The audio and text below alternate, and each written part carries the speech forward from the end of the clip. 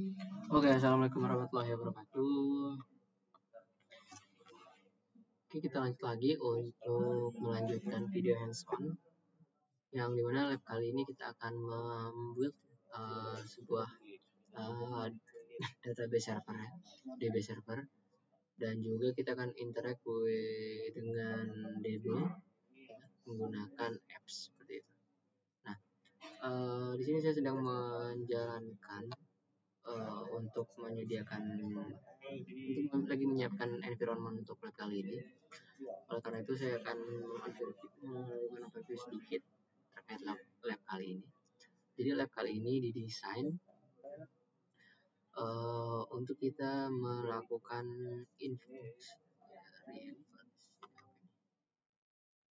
memperkuat pengetahuan kita terkait konsep dari manage database yang dimiliki sistemnya yaitu AWS, dan juga yang dimana nantinya akan digunakan untuk menyelesaikan suatu permasalahan mungkin ya yang ada pada relational database seperti itu. Nah, jadi Amazon RDS ini atau Relational Database Service ya, ini membuat setup ini menjadi mudah, ya kan? Mudah setup, mengoperasinya gampang, ya, melakukan scalingnya juga gampang, seperti itu. Dan harapannya setelah kita menyelesaikan lab kali ini, kita sudah dapat untuk melaunch sebuah Amazon RDS DB Intense ya, dengan high availability, jadi ketersediaannya besar ya, seperti itu. Juga kita akan mengkonfigurasi DB Intense ya untuk izin koneksi ya dari web server yang kita miliki. Selanjutnya juga kita akan membuka web application dan juga interact dengan database kita nantinya, seperti itu. Nah, ini dia skenario atau sebuah topologi infrastrukturnya seperti itu. Nah, jadi kita bisa memiliki permit nanti untuk berkomunikasi pada DB langsung nanti mungkin melakukan interaksi seperti itu. Oke. Di sini sudah bisa saya jalankan.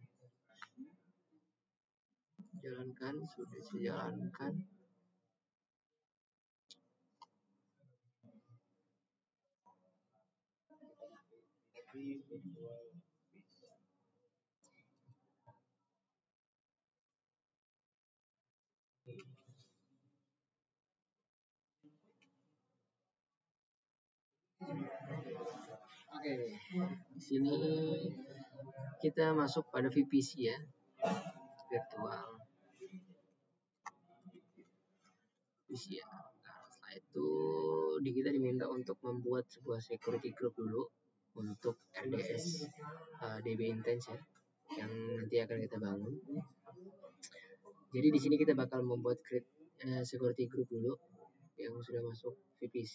Lanjut saja itu di bagian security group. Nah, security group ini setelah itu kita akan membuat security group. Di sini sudah ada beberapa ya, sebenarnya secara default sudah ada. Kita buat namanya yang telah sesuai dengan ketentuan aja. Lalu deskripsinya itu permit akses dari web security group. VPC-nya itu yaitu yang dimiliki lab VPC ya. Setelah itu kita akan tambahkan add rules.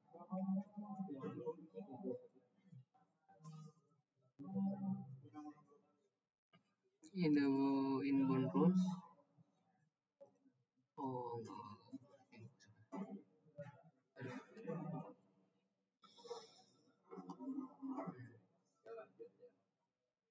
Di bagian ini kita tambahin dulu, yaitu jadi di bagian ini kita tulis type-nya yaitu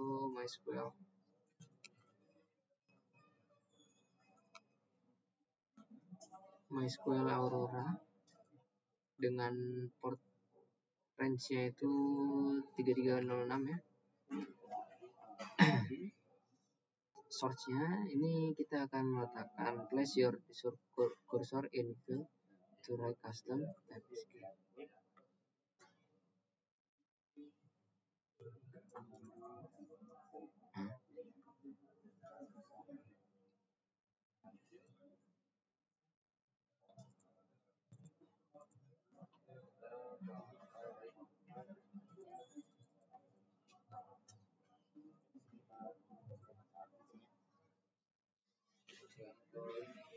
Setelah itu kita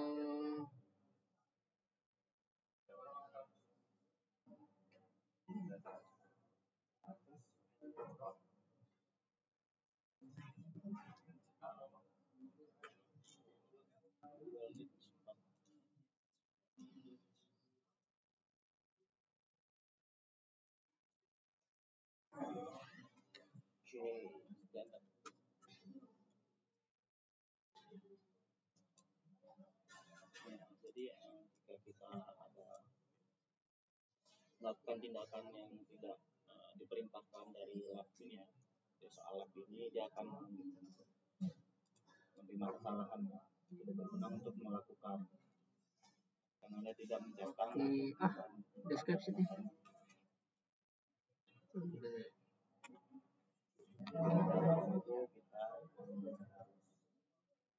Dilihat dulu.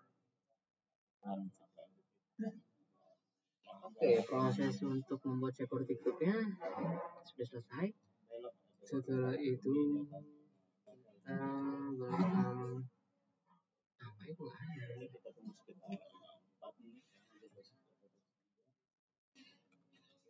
mungkin meninjau FS atau minum kopi dulu kita kali.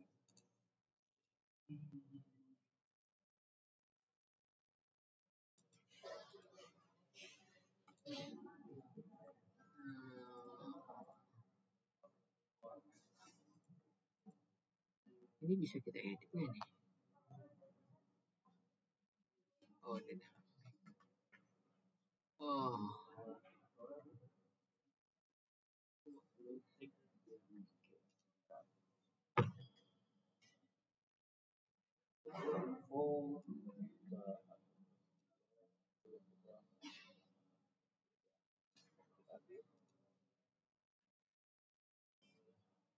Nggak ada lagi.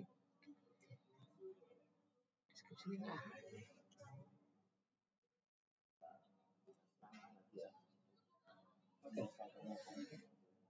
Kayaknya udah beres nih.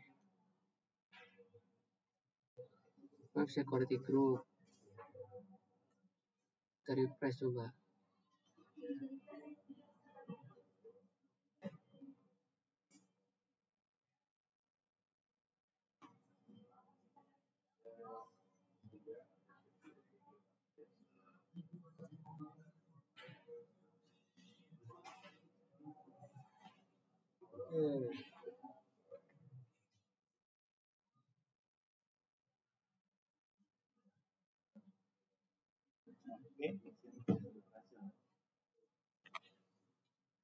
Oh ini nih ya, security group. Kakak. Kita lanjut setelah itu untuk membuat sebuah DB subnet ya, DB subnet group di bagian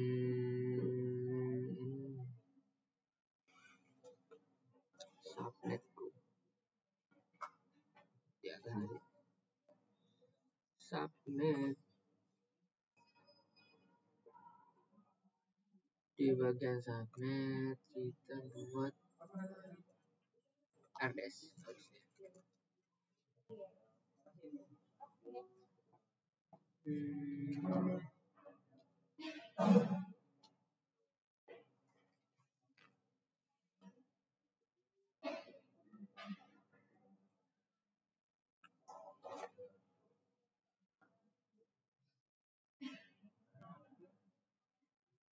subnet group.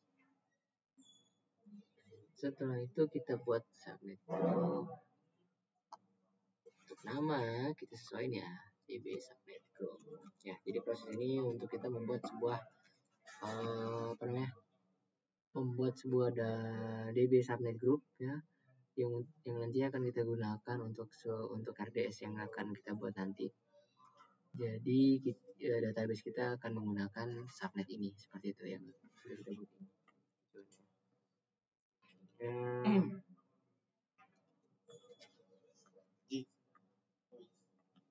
VPC, setelah itu kita scroll ke bawah,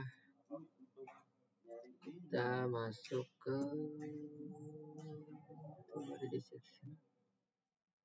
validity zone-nya, kita sesuaikan dengan US 2 ya, 2. Ini dan ini ya. Setelah itu subnetnya,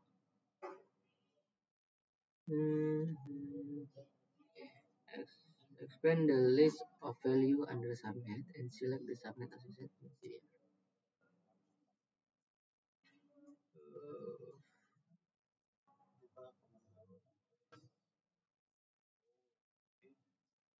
No. 1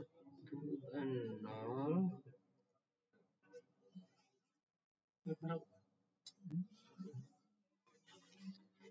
Nah, yaitu 10.03. Seperti ini. Apakah benar kita nih?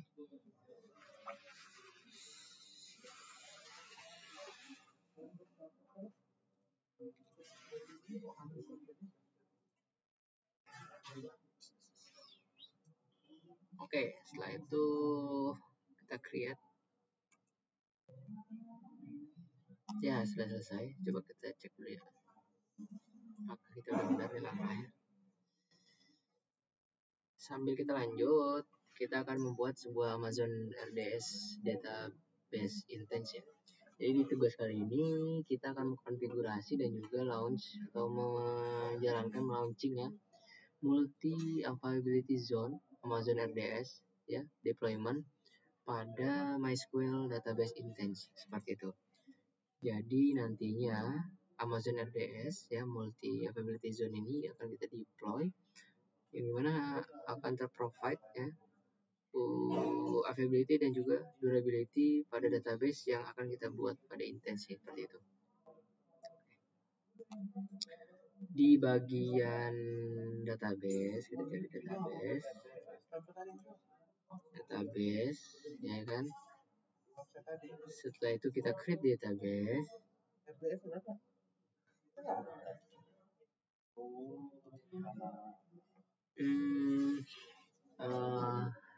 Di bagian database kita cari MySQL. Boleh banyak ya pilihannya. Ada tidak hanya MySQL aja. Ada PostgreSQL ya, MariaDB, Oracle, IBM, Microsoft SQL Server ya gitu ya, Aurora juga ada nih.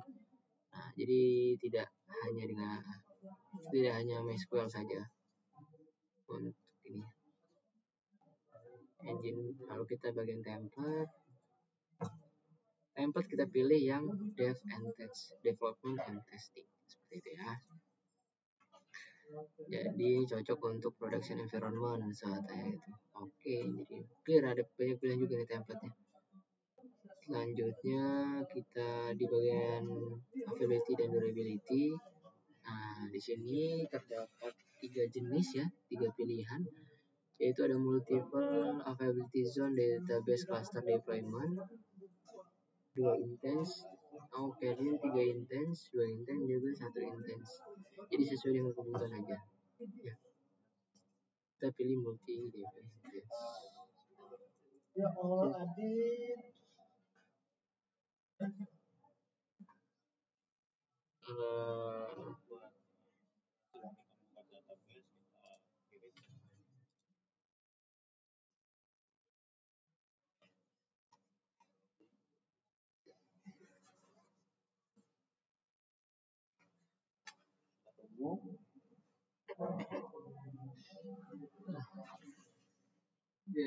Tapi ini yang mana nih banyak ini? Ada 3 pilihan ini.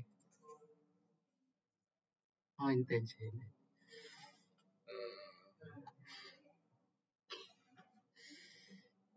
Multi yang ini setelah itu di bagian setting. Nah, di bagian setting ini kita akan konfigurasi dengan yang setelah ditentukan ya kan, yaitu untuk identitas dari database instance-nya kita buatkan lab strip database, terus master username-nya itu master ya, master ya, main. Setelah itu di passwordnya kita tulis lab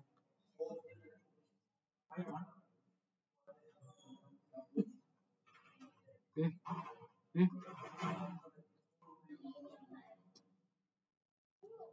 Ini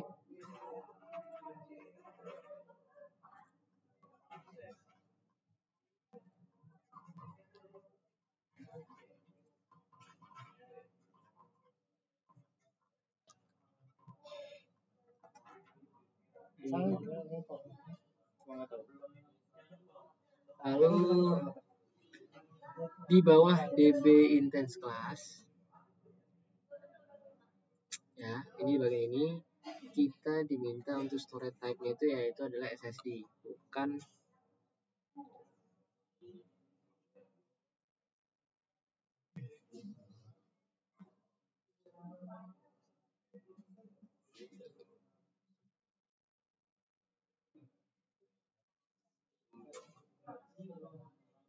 enggak, ini dulu ya, DB intense class yang benar gimana? Itu. Di bagian ini DB Tetri Micro. Oke, sudah benar ya. Setelah itu di bagian storage-nya jenisnya adalah storage. Di bagian storage ini jenisnya adalah SSD. Setelah itu general, ini tipe apa ini? 20.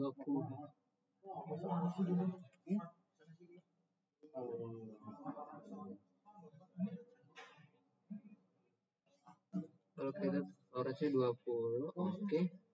Setelah itu di bagian connectivity ya, di bagian VPC ini kita pilih yang live VPC seperti itu ya. Setelah itu di existing VPC group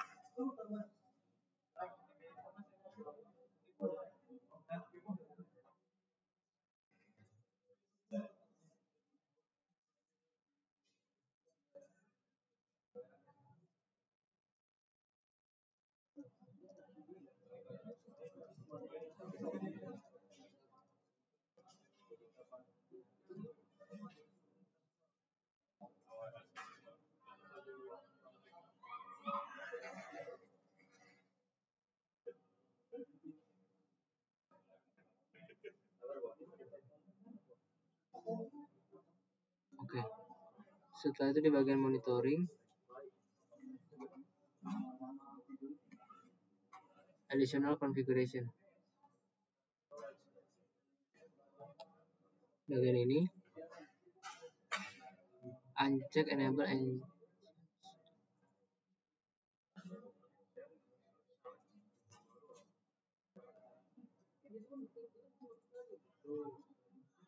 cek. Setelah itu di additional configuration kita buka. Nah, di bagian ini kita isi initial database name-nya itu adalah lab, lalu uncheck enable automation backup. Setelah itu enable uncheck enable encryption, kita uncheck ya. Nah, setelah itu kita akan create database-nya seperti itu.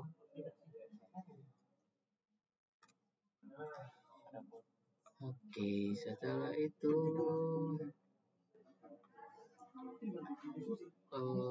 choose lab database.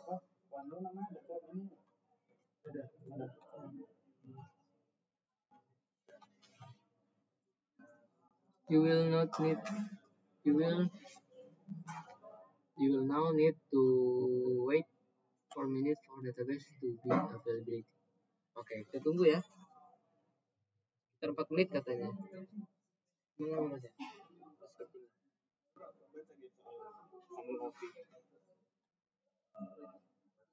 Oh iya.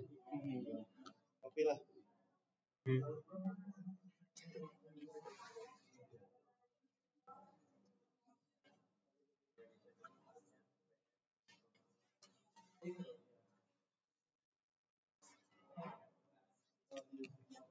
Gue ya teman-teman.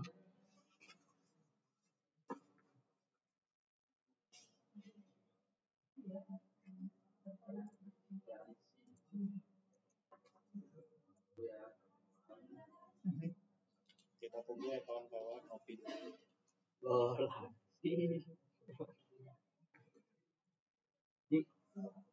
Lu nggak ngajarin Anas? Udah selesai.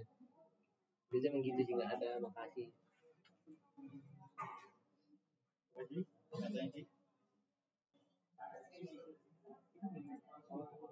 Anas Afid.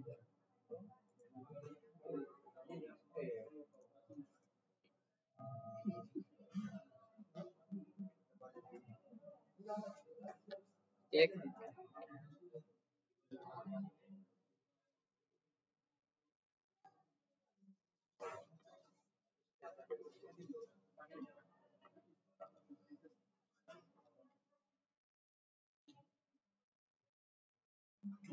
Orang belakang ngobrol ketahuan.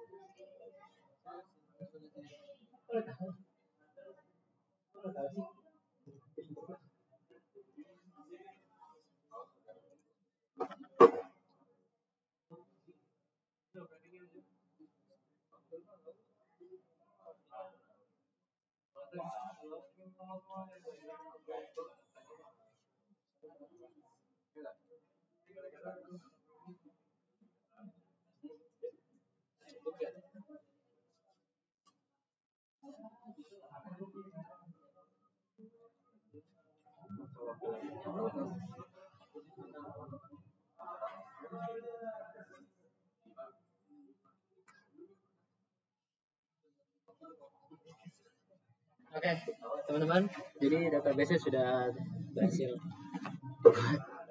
cukup lama ya. Lalu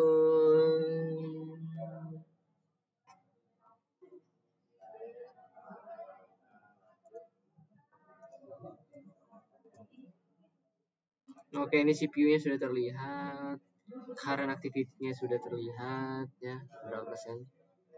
Kemudian kita melakukan monitoring. Di sini dia wait until info change. Cek community.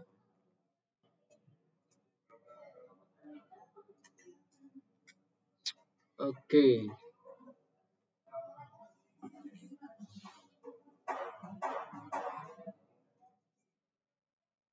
Scroll down to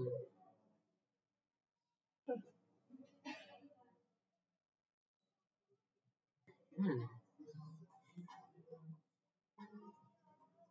Oke, David di sini.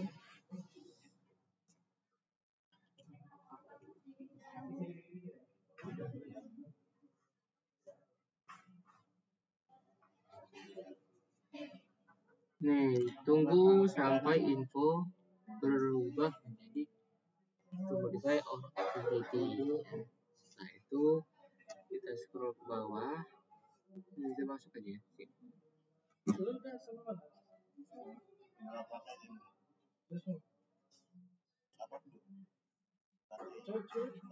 Di bagian connectivity dan security ya, it will look similar. Ya, benar-benar. Ya, ada endpointnya, ada endpoint dari port dan juga port. Nah, ini bisa kita akses nih, ya. Pasta.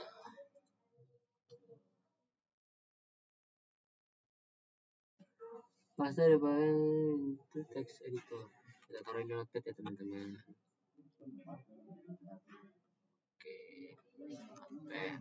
Nah, nih kita lanjut ke selanjutnya. Nah, kita akan melakukan interaksi dengan database yang sudah kita buat. Nah, jadi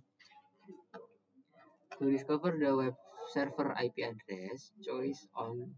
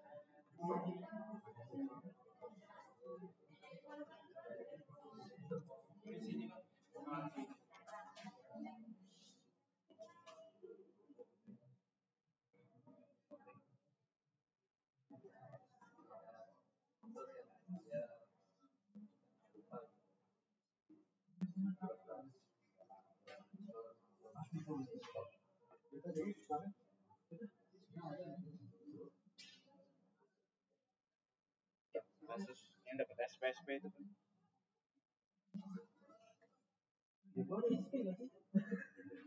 Siapa? Ya emang kemarin nggak ngeliat. Masuk rekor.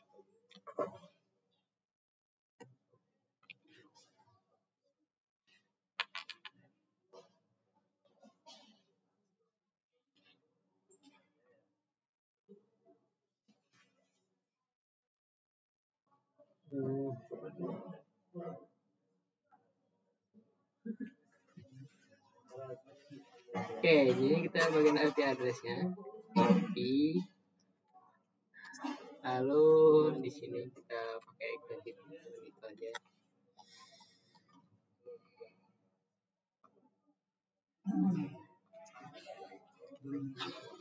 Oke, nah di sini sudah terlihat bahwasanya web server kita, ya. Di sini kita bisa melihat intense dan juga availability zone-nya. Nah, setelah itu kita pilih RDS, ya. Nah, endpoint-nya itu yang udah kita buat tadi. Nah, ini sudah saya taruh notepad. Nah, copy sini.